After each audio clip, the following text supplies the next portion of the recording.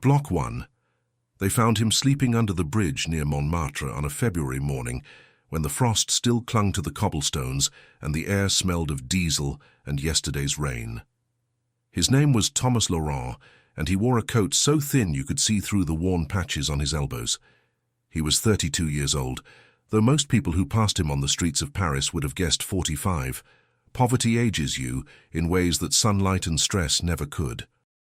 It carves lines into your face that speak of hunger, of cold nights, of doors slammed in your face, of being invisible while standing in plain sight. Thomas had learned this lesson early, learned it in the marrow of his bones, in the hollow of his stomach, in the way people's eyes would slide past him as if he were made of air. He had not always been this way.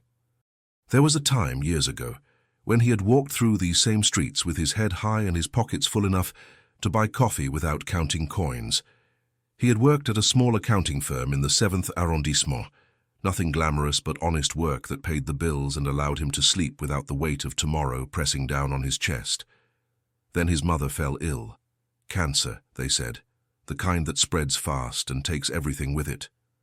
He quit his job to care for her, spending his savings on treatments that promised hope but delivered only debt. When she died on a rainy Thursday in November, she left him with nothing but memories and a stack of medical bills that could have bought a house in the countryside. The firm would not take him back. Too much time away, they said. Too unreliable. He applied everywhere, but his resume had a gap now, a black hole that swallowed explanations and spit out rejections. He lost his apartment, then his dignity. Then, slowly, he lost himself. Now he wandered the streets of Paris like a ghost, doing odd jobs for cash that barely bought bread, sleeping wherever the police would not chase him away. People called him useless.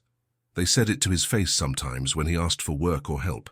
A man approached him once outside a restaurant in Le Marais, a businessman with slicked hair and cologne that probably cost more than Thomas had earned in a month. Thomas had only asked if they were hiring dishwashers. The man had looked him up and down with eyes like broken glass and said those words that still echoed in his skull at night. Useless. Just another useless person with no money and no future. Thomas had learned not to cry anymore. Tears were a luxury for people who still believed things could get better. But on this particular morning, something different happened. He had been sitting on a bench near the Seine, watching the sun turn the water into liquid gold, when an elderly woman sat down beside him. She was small and fragile-looking, with white hair pulled back in a bun and hands that trembled slightly when she moved. She did not look at him the way others did. Her eyes held something else, recognition maybe, or compassion. She asked him his name. Not for any practical reason, not because she needed to report him or move him along, but simply because she wanted to know. Thomas told her, his voice rusty from disuse. She introduced herself as Madame Dubois, and then she did something that nobody had done in months. She asked him his story, not the sanitized version people wanted to hear, not the quick explanation that would make them feel better about walking away, but the real story. The one with all the messy parts and the shame and the moments where he had wanted to give up entirely. So he told her, and she listened. When he finished, she reached into her bag and pulled out a card. It was simple, cream-colored, with an address written in neat handwriting. She told him to go there tomorrow morning at 8. Someone would be expecting him. Thomas stared at the card, afraid to hope, afraid to believe that this was anything more than another dead end or cruel joke. But Madame Dubois stood up, patted his shoulder with her trembling hand and walked away before he could ask questions. That night, Thomas barely slept. He cleaned himself as best he could at a public fountain, tried to make his clothes presentable, and when morning came he walked to the address on the card. It led him to a building in the 11th arrondissement, a place he never would have found on his own. The sign above the door simply read, Nouveau départ, New Beginning. Block 2. Thomas stood outside Nouveau départ for 10 minutes before he gathered the courage to knock. The building was unremarkable from the outside, sandwiched between a bakery and a flower shop on a quiet street where the morning light fell in soft angles through the trees. He had expected something institutional, something that screamed charity or pity, but this place looked almost like someone's home. When he finally knocked, The door opened immediately, as if someone had been waiting just on the other side. A woman in her 40s with kind eyes and a warm smile greeted him. She introduced herself as Claire Moreau and said that Madame Dubois had called ahead. Thomas was led inside to a space that smelled of fresh coffee and bread, where several other people sat around a large wooden table, eating breakfast and talking quietly among themselves. Claire explained that Nouveau Départ was not a shelter, not in the traditional sense. It was something different, something that Madame Dubois had founded 20 years ago after her own son had died homeless on the streets of Paris. The organization did not just offer meals or temporary beds, it offered transformation. They believed that every person had value, that poverty and circumstance did not erase worth, and that with the right support, anyone could rebuild their life. They offered job training, housing assistance, counseling, and most importantly, they offered belief. They believed in people when nobody else would. Over the next weeks, Thomas became part of this community. He woke up each morning in a small but clean room, ate meals with others who understood what it meant to have lost everything, and slowly began to remember what it felt like to be human again. Claire and her team worked with him to identify his skills, to address the trauma that had left him paralyzed, to help him see that his mother's death and his subsequent fall did not define his entire existence. They connected him with a small accounting firm that specialized in giving second chances to people with unconventional backgrounds. The owner, a man named Pierre Lefebvre, had himself once been homeless.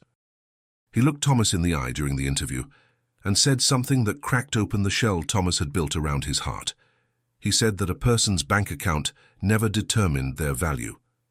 That usefulness was not measured in currency, but in character, in resilience, in the willingness to keep standing when everything inside you screamed to stay down. Thomas got the job. It was entry-level, nothing glamorous, but it was a beginning. He worked harder than he had ever worked in his life, not because he had to prove something to Pierre or Claire or Madame Dubois, but because he needed to prove it to himself, that he was not useless, that the man who had called him that under the Parisian sky had been wrong, that poverty had not erased him. If you are watching this story right now, I want you to know something. You matter. Your story matters. Whether you are struggling right now, whether you have felt invisible or worthless, or like the world has forgotten you, I want you to hear this. You are not alone.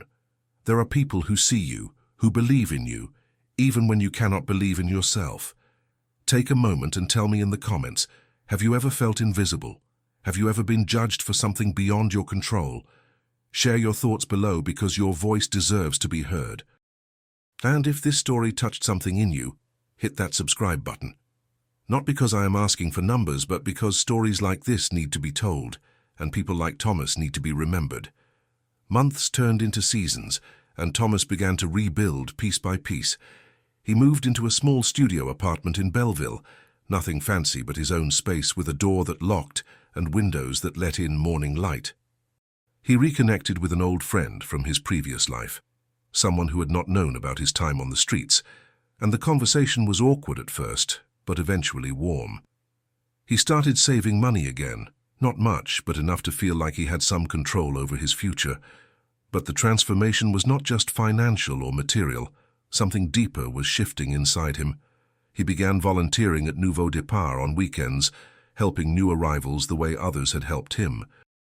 He served meals, listened to stories, offered encouragement to people who stood exactly where he had stood not so long ago.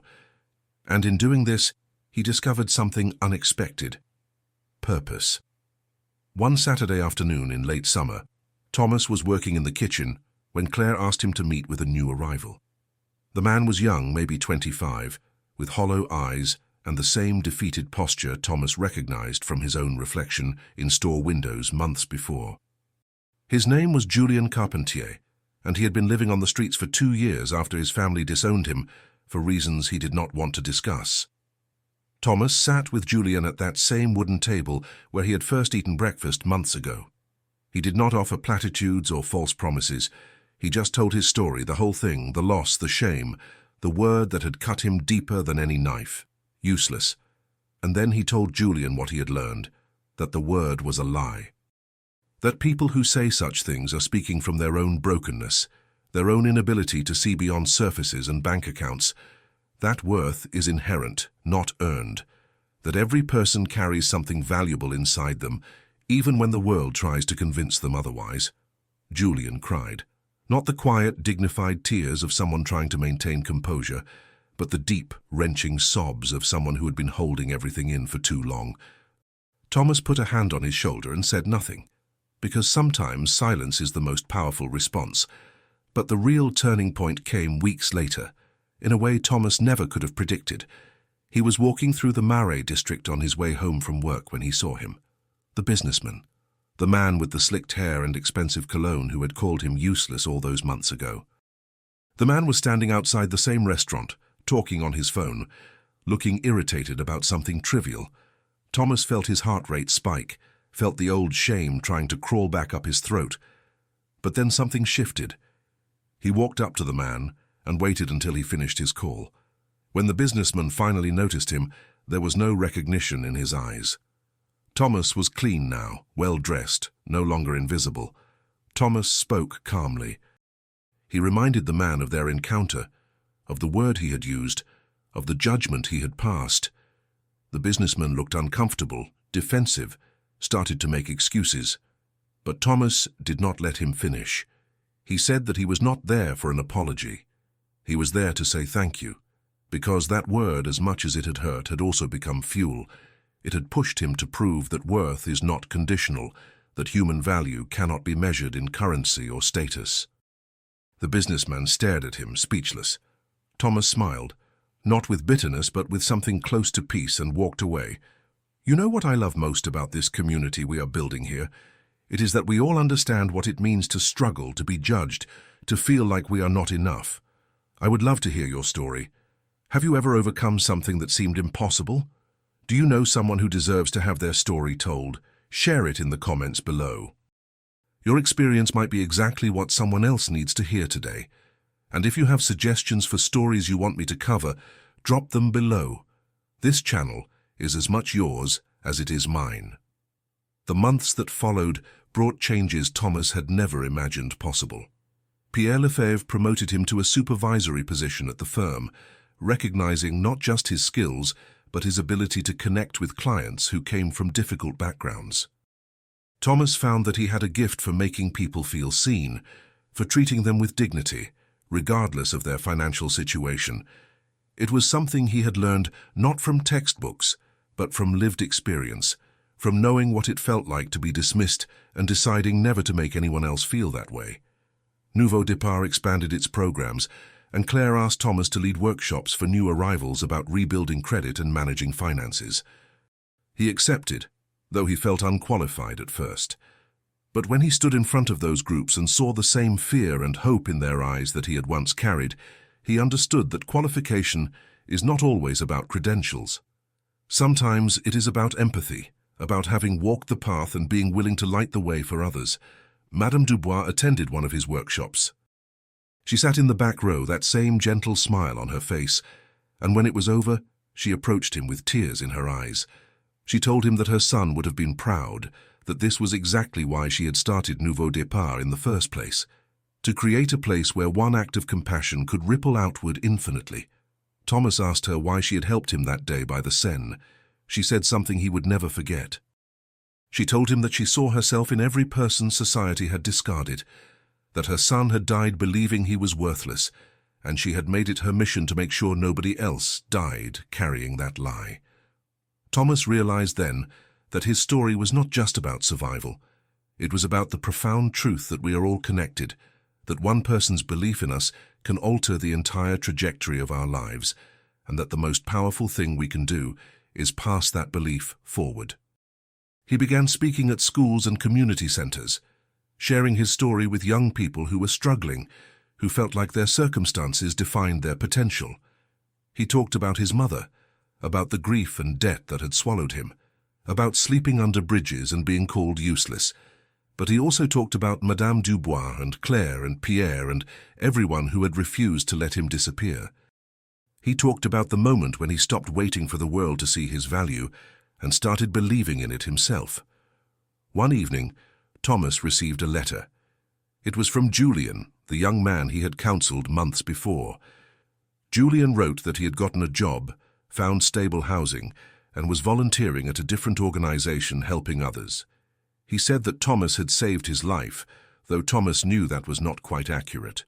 He had not saved anyone. He had simply shown up, told the truth, and refused to let shame have the final word. That was the real lesson. That transformation is not about grand gestures or miraculous interventions. It is about showing up. It is about seeing people when they feel invisible. It is about refusing to accept that any human being is disposable or useless. It is about understanding that poverty is a circumstance, not a character flaw, and that compassion is not charity but recognition. Recognition that we are all fragile, all capable of falling, all deserving of grace. Thomas thought about the businessman sometimes. He wondered if their encounter had changed anything for that man, if it had planted even a small seed of awareness. He would never know. But it did not matter, because Thomas had learned that you cannot control how others see you. You can only control how you see yourself. And he saw now what he could not see under that bridge. He saw a person who had survived, who had rebuilt, who had turned pain into purpose, a person who was anything but useless. On a crisp autumn evening, 2 years after Madame Dubois first handed him that cream-colored card, Thomas stood on the same bridge where people had once found him sleeping. But this time he was not there as someone invisible. He was there by choice, watching the Seine reflect the city lights and remembering who he had been. The memory did not hurt anymore. It had transformed into something else entirely. Gratitude. Not for the suffering itself, but for the resilience it had revealed, for the people who had refused to walk past him, for the second chance that had felt impossible. He thought about all the people who were sleeping under bridges tonight, who were being called useless, who believed the lie that their bank account measured their worth. He wished he could reach every single one of them and tell them what he had learned. That rock bottom is not the end. That shame is not your identity. That one person believing in you can be the difference between disappearing and rising. Thomas had started a small fund through Nouveau Départ, using part of his salary to help others get back on their feet. It was not much, but it was something, and something was always better than nothing. He met regularly with Julian now, the two of them having formed a friendship built on mutual understanding. They talked about starting their own organization one day, something that would bridge the gap between traditional employment and homelessness, something that would challenge the systems that told people they were worthless if they could not produce profit. The businessman never reached out. Thomas had not expected him to, but occasionally Thomas would see other people on the streets, other eyes sliding past suffering, other judgments being formed in silence, and each time he would stop. He would acknowledge, he would see, because being seen had saved his life. One morning Claire called him into her office at Nouveau Départ and told him they wanted to name their job training program after him, Thomas Laurent Initiative. He tried to refuse, saying it was too much, that he was just one person who had been helped. But Claire shook her head. She said that was exactly the point. That every transformation starts with one person, one moment, one choice to believe that change is possible, that his story would inspire others not because it was extraordinary, but because it was proof that ordinary people could overcome extraordinary circumstances. Thomas accepted, though the honor felt strange. He still saw himself as that man under the bridge sometimes, still carried the weight of those months in his bones. But he also saw something else now. He saw that we are not defined by our lowest moments, but by what we choose to do after them. As the sun set over Paris that evening, Thomas walked back to his apartment, past the restaurant where judgment had been passed, past the Seine where compassion had been offered, past all the places where his life had fallen apart and been rebuilt. He thought about his mother, hoping she would be proud, hoping she knew that her love had not been wasted even when everything else was lost. He thought about Madame Dubois and her son, about all the invisible people carrying invisible pain. And he made a quiet promise to keep showing up, to keep seeing, to keep proving that the word useless has no power except what we give it. The truth is, we all have the power to change someone's life, not with money or grand gestures, but with presence, with acknowledgement, with the simple act of seeing someone when they feel invisible. So I want to ask you something. Have you ever been in a position where one person's belief in you changed everything? Or maybe you have been that person for someone else. Tell me your story in the comments. I read every single one, and this community needs to hear your voice. And if you know someone struggling right now, someone who feels forgotten or worthless, maybe share this story with them. Sometimes we all need to be reminded that our value is not negotiable, that circumstances do not define us, and that there is always a way forward. Thank you for being here. Thank you for listening. And remember, you are never as alone as you feel.